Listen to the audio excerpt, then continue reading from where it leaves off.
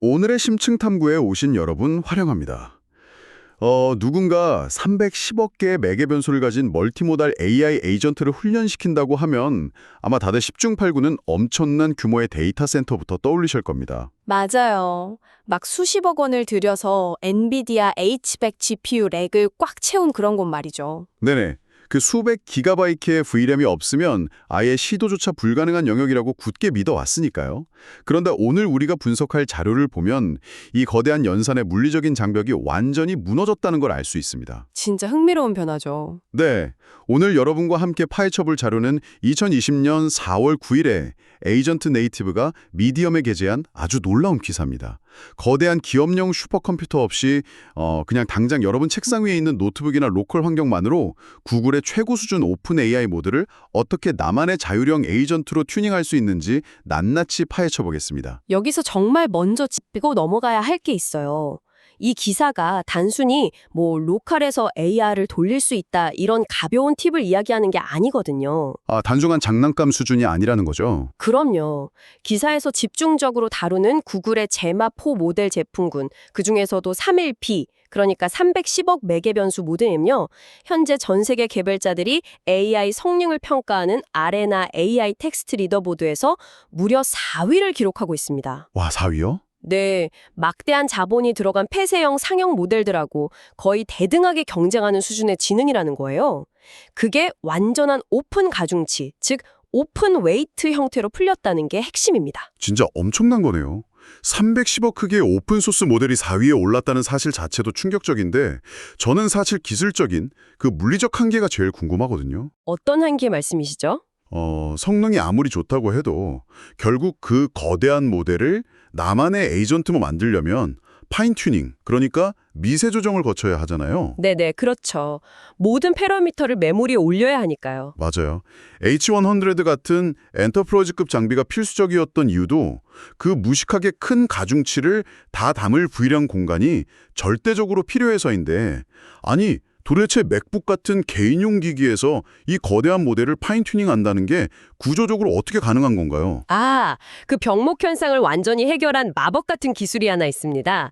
바로 애플 실리콘의 통합 메모리 아키텍처라는 건데요. 통합 메모리요? 네, 생각해보세요.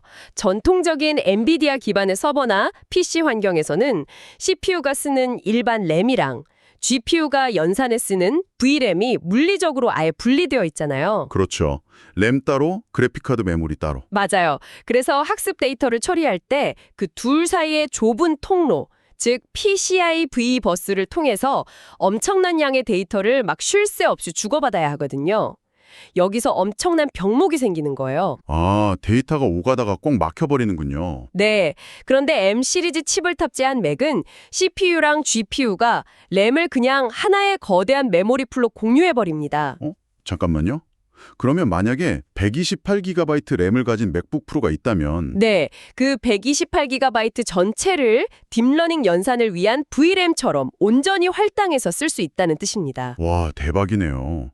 기존 엔비디아 생태계에서는 VRAM 용량 자체가 그 수천만 원짜리 그래픽카드 급을 나누는 절대적인 기준이었잖아요. 그렇죠. 돈의 논리였죠. 그런데 통합 메모리 아키텍처를 쓰면 시스템 메모리 전체를 그냥 거대한 단일 텐서 연산 공간으로 끌어다 쓸 수 있으니까 공간 제약이 극적으로 해결되는 거네요. 정확합니다.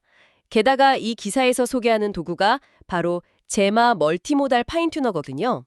멀티모달이라는 이름에서 알 수 있듯이 텍스트뿐만 아니라 오디오나 시각 데이터까지 처리할 수 있습니다. 근데 제가 알기로 멀티모달 파이프라인, 특히 오디오 쪽은 엔비디아의 큐다 라이브러리에 극도로 종속되어 있지 않나요? 예리하시네요. 기존 오픈소스 파인튜닝 도구들의 가장 신앙적인 한계가 바로 그거였거든요. MLX LM이나 언슬로트 같은 유명한 도구들도 텍스트 처리는 정말 훌륭하게 해내지만 오디오 학습처럼 텐서 차원이 막 복잡해지면 사실상 엔비디아 큐다 환경을 강제할 수밖에 없었습니다. 아, 결국 돌고 돌아 엔비디아였네요. 네. 그런데 이 제마 파인튜너는 오직 애플 실리콘 환경에서 네이티브로 동작하게 아예 처음부터 설계가 된 겁니다. 큐다 없이요? 네. 이미지에 캡션을 달거나 시각적 질의응답을 하는 건 기본이고 아주 복잡한 오디오와 텍스트를 결합한 파이프라인까지 전부 큐다 없이 애플의 메탈 프레임워크 위에서 구동되도록 완전히 제작성된 거죠. 와, 하드웨어 독점 때문에 막혀있던 연구의 병목을 소프트웨어 아키텍처로 우회해버렸네요. 이거 개발 생태계 관점에서는 진짜 거대한 패러다임의 전환 아닙니까? 맞습니다. 완전히 새로운 판이 짜인 거죠. 그런데 제가 기사를 보면서 이 툴의 접근성 면에서 되게 흥미로운 걸 발견했어요. 이 툴이 대화형 마법사, 그러니까 인터랙티브 위저드를 제공한다고 막 강조를 하더라고요. 아, 그 부분 진짜 중요하죠. 사실 터미널 띄워놓고 막 알 수 없는 오류 뿜어내는 파이썬 환경에서 밤새워본 분들이라면 진짜 환영할 기능인데 이게 그냥 초보자용 예쁜 UI 껍데기인가요? 아니면 실제로 쓸만한 이점이 있는 건가요? 단순한 튜토리얼 수준을 훨씬 넘어서는 기능입니다. 실무에서 파인튜닝 환경 세팅할 때 제일 고통스러운 게 뭔지 아시죠? 의존성 지옥 아닌가요? 버전 꼬이고 충돌 나고. 빙고! 파이썬 버전, 파이토치 컴파일 환경, 하드웨어 가속기 버전이 안 맞아서 생기는 그 끔찍한 의존성 지옥이죠. 그런데 이 도구는 파이썬 3.12 가상 환경에서 명령어 딱 하나만 치면 됩니다. 명령어 하나요. 네, 그냥 터미널에 젬마 다시 맥코스 다시 큐너 다시 위즈월드라고 입력하기만 하면 마법사가 알아서 사용자의 로컬 하드웨어 스펙을 쫙 스케일해요. 그리고 가장 최적화된 하이퍼 파라미터 기본값을 먼저 제시해 줍니다. 오, 그럼 어떤 모델 쓸지, 배치 사이즈 어떻게 할지도 알아서 다 물어보나요? 맞아요. 대화형으로 물어보고 사용자가 대답하면 거기에 맞춰서 자동으로 구성 스크립트까지 싹 만들어줍니다. 와, 개발자들이 세팅에 낭비하는 수십 시간을 아껴서 진짜 중요한 데이터 파이프라인 설계에만 집중할 수 있게 해주는 거네요. 정확히 그겁니다. 그럼 하드웨어 요구사항도 좀 짚어볼게요. 기사에 나온 수치를 보니까 31비 댄스 모델조차도 24GB 메모리만 있으면 튜닝이 가능하다고 나오거든요. 네, 놀라운 수치죠? 근데 여기서 약간 강한 의문이 듭니다. 31억 개 파라미터를 24GB에 억지로 구겨 넣으려면 필연적으로 Q4 양자화를 써서 정밀도를 16비트에서 4비트로 확 깎아내려야 하잖아요. 그렇죠. 용량을 줄이려면 불가피한 선택이죠. 잘라내버리면 추론 능력 자체가 심각하게 망가지는 거 아닌가요? 그게 아주 날카로운 지적인데요. 수학적으로 보면 가중치를 4비트로 압축했을 때 데이터의 미세한 뉘앙스나 범용적인 텍스트 생성 능력이 눈에 띄게 떨어지는 건 사실입니다. 거봐요. 역시 무리가 있죠. 하지만 여기서 우리가 잊지 말아야 할 게 있습니다. 이 기사가 목표로 하는 종착지가 수다를 잘 떠는 범용 챗봇이 아니라 철저하게 에이전틱 워크플로우를 수행하는 AI라는 점입니다. 아, 챗봇이랑 에이전트는 역할이 다르다. 완전히 다르죠. 에이전트한테 필요한 건 유려한 문장력이나 유머 감각이 아닙니다. 철저하게 구조화된 제이슨 포맷을 띄어쓰기 하나 안 틀리고 출력하고 특정 함수를 정확한 규칙에 따라 호출하는 그 결정론적인 능력. 그러니까 오차 없는 작업 수행 능력이거든요. 아, 그러니까 양자화 때문에 넓고 얕은 지식은 좀 잃어버렸어도 우리가 주입하는 특정 업무 데이터로 그 빈자리를 강하게 채워넣는 거군요. 네, 맞습니다. 뭉툭해진 뇌를 전문성이라는 뾰족한 칼로 다시 벼려내는 과정이라고 이해하시면 됩니다. 와, 양자화와 파인튜닝의 결합을 단순한 용량 타협이 아니라 목적지향적인 최적화로 봐야 하는 거네요. 그렇죠. 그리고 이 툴깃에 내장된 아주 재미있는 기능이 또 하나 있는데요. 바로 16행짜리 샘플 데이터셋입니다. 16행이요?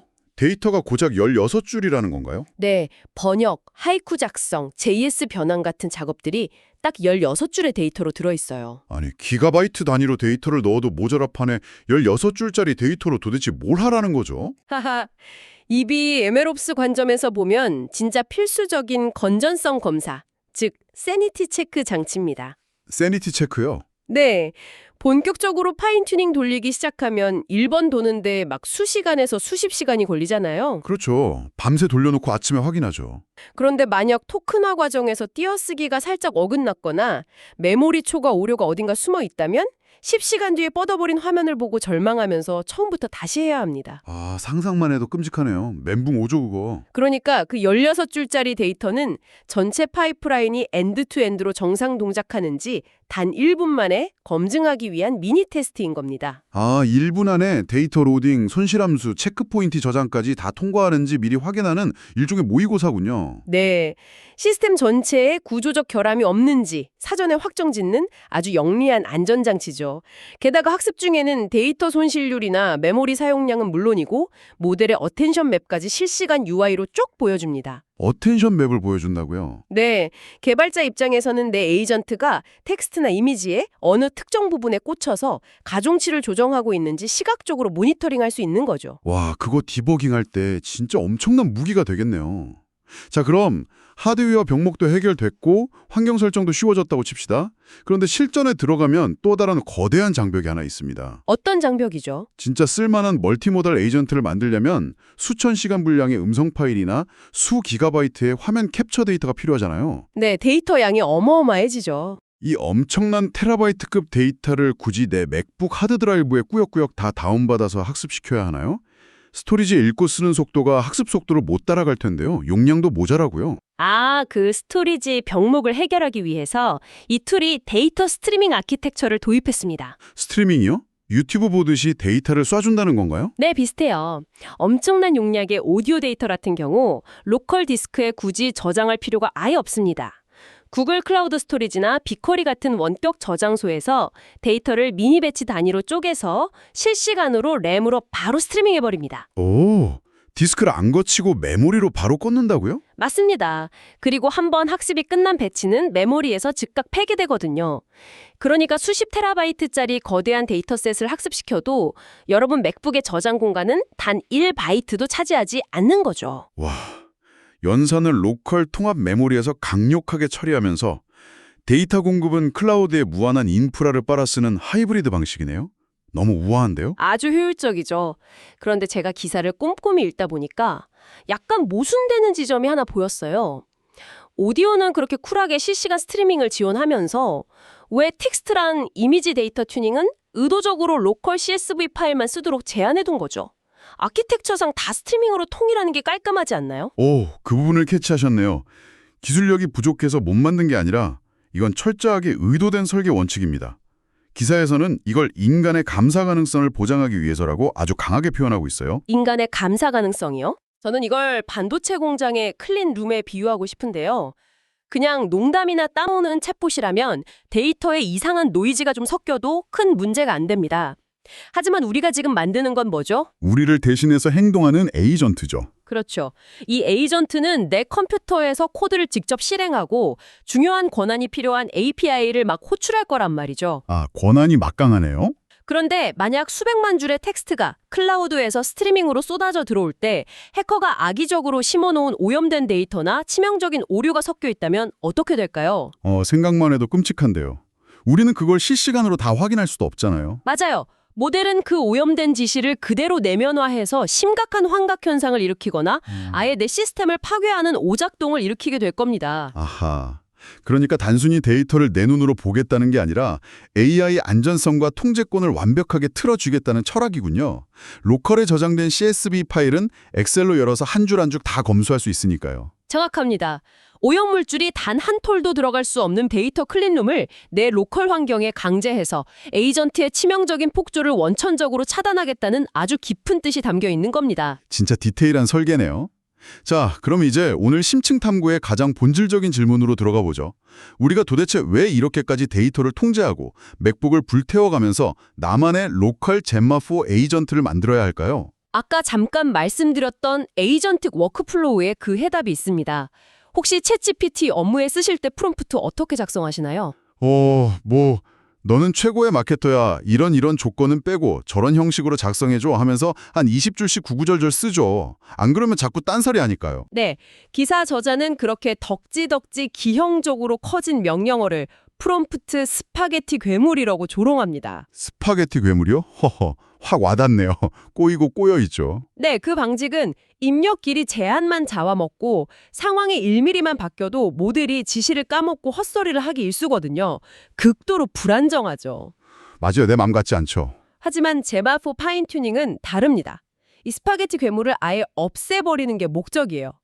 외부 툴을 쓰고 제이슨 포맷을 지키는 걸 억지로 프롬프트로 강제하는 게 아니라 모델의 가중치를 깎아내서 모델의 본능 자체로 내재화시켜버리는 겁니다. 와, 내 구조를 아예 그 업무에 맞게 하드와이어링 해버린다는 거군요. 네, 기사에서 설명하는 에이전트의 5단계 작동 루프가 그걸 증명하는데요.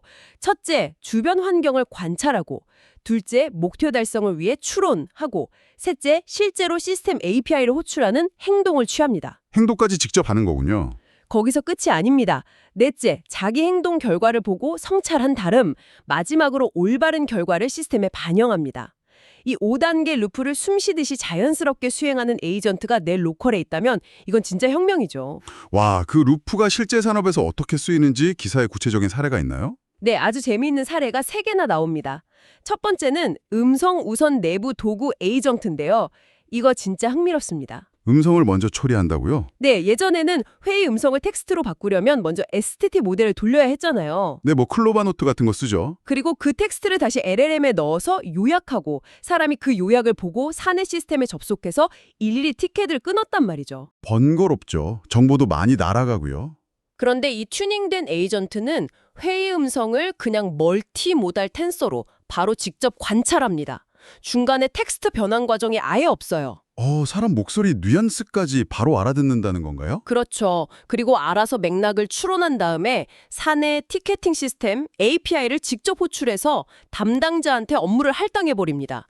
중간에 거추장스러운 파이프라인을 싹 다 날려버린 거예요. 와, 다이렉트 직결형이네요. 두 번째 사례는 뭐죠? 두 번째는 화면 이해 지원 에이전트입니다. 고객이 에러 났다고 스크린샷을 딱 보내면 에이전트가 그 이미지를 시각적으로 관찰합니다. 에러 코드 같은 걸 직접 읽는군요. 네, 그리고 자기 판단하에 사내 백엔드 데이터베이스에 직접 접속해서 그 고객의 현재 계정 상태나 로그를 쫙 줘야 합니다. 이게 바로 행동이죠. 잠깐, 이미지만 보고 자기가 알아서 데이터베이스를 뒤진다고요? 맞습니다. 그리고 이미지랑 데이터베이스 기록을 교차 검증해서 최종 해결책을 담은 고객 지원 티켓을 알아서 짠! 하고 만들어냅니다. 단순한 봇이 아니라 능동적인 문제 해결사인 거죠. 미쳤네요, 진짜. 마지막 세 번째 사례는요? 세 번째가 사실상 로컬 파인 튜닝이 존재하는 진짜 이유라고 할 수 있는데요. 바로 온디바이스 개인정보 보호 어시스턴트입니다. 아, 온디바이스. 인터넷 연결 없이 오프라인으로 도는 거예요? 네, 생각해보세요. 병원의 환자 의료 기록, 금융회사의 투자 데이터, 아니면 개인의 진짜 은밀한 일기장 같은 거요. 이런 데이터는 구글이나 메타 보안이 아무리 철통 같아도 외부 클라우드로 단 1바이트라도 넘어가는 순간 끝장나는 거잖아요. 프라이버시 침해고 법적 위반이죠. 그런데 내 맥북 안에서 물리적으로 망이 분리된 채로 내 복잡한 업무 지시를 완벽하게 이해하는 310억 파라미터짜리 뇌가 돌아가고 있다고 상상해보세요.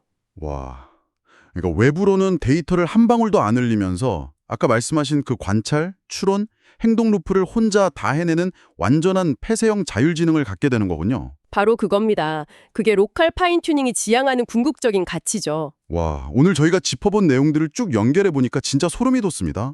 불과 1, 2년 전만 해도 이 거대한 AI의 운전대는 수백억 원의 자본과 데이터 센터를 독점한 극소수의 빅테크 기업들만 쥘 수 있었잖아요. 네, 철저한 그들만의 리그였죠. 그런데 애플 실리콘의 통합 메모리라는 하드웨어 혁신, 그리고 쿠다의 족쇄를 뚫어낸 네이티브 프레임워크, 거기다 양자화 기술과 아주 쉬운 대화형 파인튜너가 하나로 결합되니까 그 철옹성 같던 독점의 벽이 산산조각 나버렸습니다. 네, 완전히 허물어졌죠. 이제 여러분 책상 위에 있는 맥북은 단순한 클라우드 단말기가 아니에요.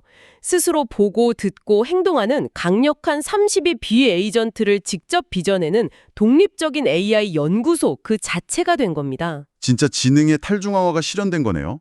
프롬프트 창에 막 주문을 빌듯이 텍스트를 구겨 넣었던 시대는 가고 지능의 가중치 자체를 내 맘대로 조각하는 시대가 열린 겁니다. 맞습니다. 진정한 AI 주권이 개인에게 넘어오고 있는 거죠. 자, 오늘의 심층 탐구를 마무리하면서 여러분의 뇌리를 자극할 도발적인 질문을 하나 남겨드리고 싶습니다. 오늘 우리는 클라우드에 어떠한 흔적도 남기지 않은 채 나의 은밀한 음성, 내 사적인 화면, 내 업무의 모든 뉘앙스를 학습해서 완전히 독립적으로 돌아가는 AI를 내 방구석에서 구축하는 방법을 확인했습니다. 네, 완벽한 사적 에이전트죠. 만약 이 세상 모든 개인이 거대 테크 기업의 서버와 철저히 단절된 상태로 내 모든 습관과 욕망을 속속들이 파악하고 심지어 나를 대신해 시스템을 조작해주는 초강력 사적 에이전트를 각자의 로컬 기기에 소유하게 된다면 어떻게 될까요? 지금까지 우리의 데이터를 블랙홀처럼 빨아들여서 막대한 부와 권력을 축적해온 빅테크 기업들의 그 굳건한 데이터 독점 체제는 과연 어떻게 붕괴되거나 재편될까요? 데이터와 지능의 주권이 다시 오롯이 개인의 손으로 넘어오는 이 거대한 역사적 변곡점에서 우리는 과연 어떤 새로운 권력의 균형을 마주하게 될까요? 정말 많은 생각을 하게 만드는 질문이네요. 네, 이 묵직한 질문을 여러분의 생각의 뜰에 남겨두면서 오늘 준비한 심층 탐구는 여기서 모두 마치겠습니다. 다음 시간에로 여러분의 지적 호기심을 채워줄 더 깊고 날카로운 통찰로 찾아뵙겠습니다. 함께해 주신 여러분, 감사합니다.